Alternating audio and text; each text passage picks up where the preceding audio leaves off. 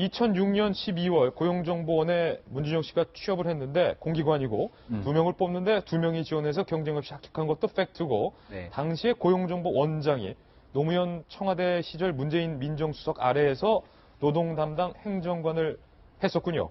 네. 그리고 아들이 취업 때 문 전 대표는 대통령 정무특별보좌관이었고 바로 3개월 후 대통령 비서실장이 된 건데 이것과 네. 문준용 씨가 고용정보원에 합격한 것과 관계가 있는 겁니까? 없는 겁니까? 관계가 있다라고 의심할 정황은 분명히 있는 것 아니겠습니까? 그리고 이러한 정황에 대해서 합리적인 의혹 제기를 할 수 있을 권리가 국민에게 있다고 보고요.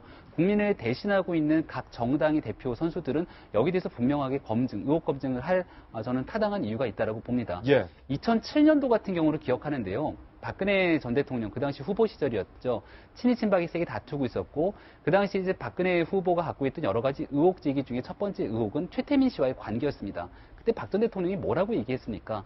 천벌을 받으려면 무슨 일인데 못하겠냐라고 얘기했죠. 예. 결국은 그런 과정 속에서 어느 누구도 최태민과 최순실이라는 사람들에 대한 이 언급, 이름을 입에 담는 것조차 부담스러워했어요. 왜냐하면 박근혜 전 대통령은 당시 굉장히 대표적인 대세를 형성하고 있는 정치인이었고 혹시나 대한민국을 이끌어갈 지도자가 될지도 모르는 사람이기 때문에 뭔가에 대해서 합리적인 의심은 되지만 정확한 증거가 없기 때문에 이것들을 제대로 의혹 제기를 하지를 못했던 부분이 분명히 있습니다.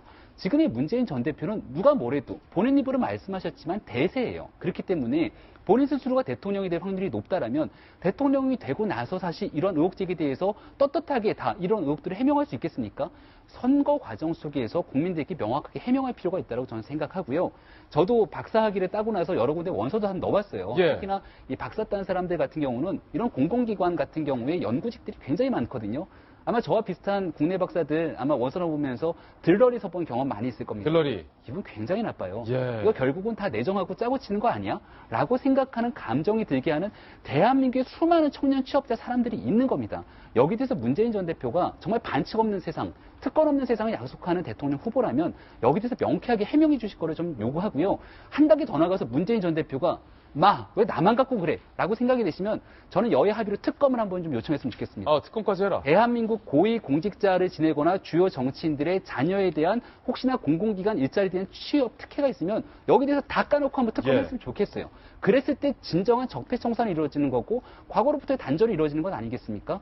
우리가 이제 남이 하면 로맨스고 남이 하면 불륜이고 내가 하면 로맨스고 뭐 이런 얘기들을 수차례 하게 되는데 이번 대통령 선거는 역대 어떤 선거와도 다른 굉장히 이례적인 선거죠. 적폐청산을 얘기하고 있고 과거의 단절을 얘기하고 있는 선거이기 때문에 더더군다나 국민들의 대통령 후보를 바라보는 눈높이가 역대 어느 선거와는 다르다는 점 모든 정당 후보들이 좀 유념했으면 좋겠습니다. 예, 문재인 후보의 아들 취업 논란 각 당에서 문제를 제기한 만큼 문재인 후보 측에서도 이에 대한 해명을 해달라라는 취지로 저희가 각 당의 입장들 그리고 문재인 캠프 측의 해명까지 소개를 해드렸습니다.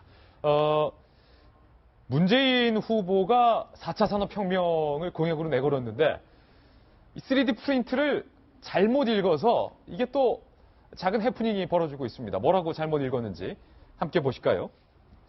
이 3D 프린터는 아시다시피 입체적으로 프린트가 되는 건데 문재인 후보가 한 토론에서 이렇게 얘기를 했답니다. 전기차, 자율주행차, 신재생에너지 그리고 3D 프린트, 신성장 산업을 적극 육성하겠다. 이게 3D 프린트가 저는 이 말을 듣고 프린트 업체 브랜드인 줄 알았는데 삼양 아니면 이런 것처럼 3D 프린트가 아니라 3D 프린트를 잘못 읽었다고 하죠. 그러자 안철수 후보 지지층이 이렇게 얘기를 했습니다. 4차 산업혁명에 대한 이해가 부족한 건 아니냐? 해프닝이죠. 또 4차 산업혁명에 대한 뭘 이해다. 이런 얘기까지 나왔고요. 일부 네티즌들의 반응도 저희가 좀 취재를 해봤습니다. 문재인 후보 측에 변호하는 의견도 있어요. 3D나 3D나 야 그게 그거 아니냐. 어차피 숫자 3 아니냐. 뜻만 통하면 되지 그거 문제 제기하냐. 이런 얘기가 있고요. 3D라고 읽지 말라는 주장 역시 적폐다. 이런 반론도 있습니다. 반면 다른 것도 아닌 4차 산업혁명 설명을 하시면서 3D라고 했으면 산업 자체에 대한 관심이 없는 거다. 송강원 변호사님 지금 팽팽합니다. 이건 별로 중요한 문제는 아닌데 워낙 의견이 팽팽하니까 3D 프린트라고 읽는 것이 일단은 표기법상 맞는데 3D 프린트 이게 좀 애매하거든요.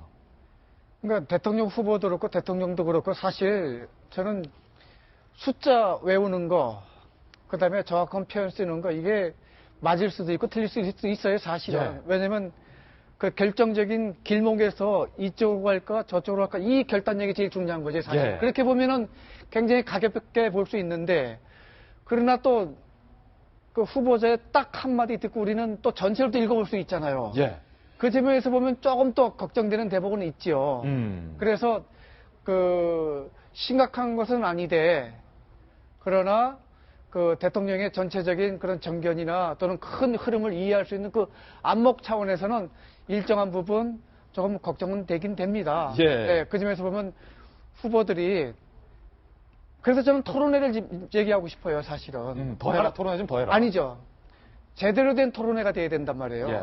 5명 이렇게 기계적으로 다 나오는 토론회가 아니고 딱 될 사람 2사람 해서 그다음에 바른정당 하듯이 원고 없이 일정한 주제 갖고 좀 치열하게 주고받고 하면 거기는 공부해봐야 소용이 없거든요. 예. 그 가슴 속에 있는 거, 머릿속에 있는 거, 전체적인 그림을 그릴 수 있는 그 능력을 우리가 검증했어야 되는데 그 검증 못한 게 어디가 있어요, 지금. 교도소 일 생긴 거예요. 예. 저는 따지고 보면. 그래서 지금 선관위도 그렇고 방송도 그렇고 그런데 개선 가능성이 없을 것 같죠? 그 점을 우리는 그 3D 프린트를 예.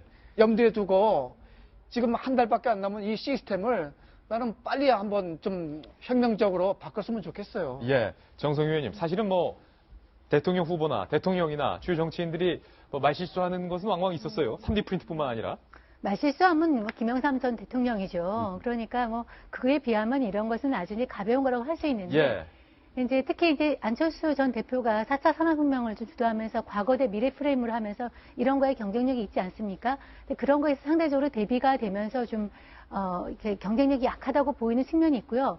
3D, 3D인데 3D는 왜 사람들이 하냐면 3D 업종을 연상하게 하거든요. 3D. 예. 예, difficult, 뭐 dirty, 뭐 예를 들어 dangerous 하는 그 예. 3D와 3차원의 할 때는 디멘전의 D는 상당히 다른데 공교롭게 3D 프린트라고 하면은 3D 업종을 연상케 하니까 3D 이제 그렇게 프린트. 하는 오해가 있는 게 있고 보통은 이제 3차원은 3D라고 하죠. 예, 그리고 또 한 가지는 이제 이것이 이제 문재인 전 대표가 써준 원고를 그대로 읽는 거 아니냐 하는 그런 식의 생각을 사람들이 갖게 하는 측면이 있습니다. 써져 있는 건 그냥 숫자 3과 영어 D니까. 이런 거 말고요. 뭐 국정감사에서 장관들이 밑에서 써준 대로 해가지고 엉터리 읽는 거 많습니다. 예를 들어서 뭐 많은데 그 얘기다가 얘기하기 힘들고, 그러니까 옛날에는 과거에도 박근혜 대통령이 사실 이공계 출신인데 검증 과정에서 지구 온난화 얘기를 하면서 온실가스를나 이산화탄소에 의한 배출에 의한 온실가스를 이산화가스라고 그래가지고 이제 화제가 된 적이 있는데. 이산화탄소를 이산화가스.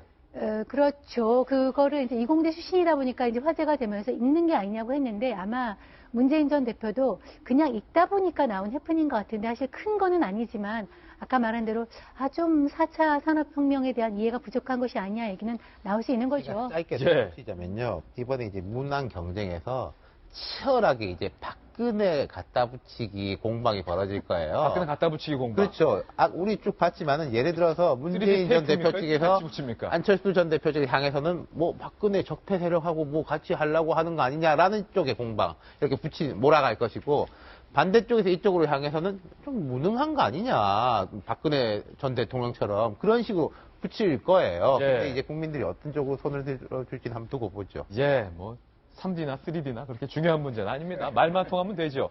예전에 그 3M이라는 테이프 있지 않았습니까? 그 부장님들이 꼭 3M이라고 안 하고 야 가서 3M 좀 갖고 와라고 하면 아재인데.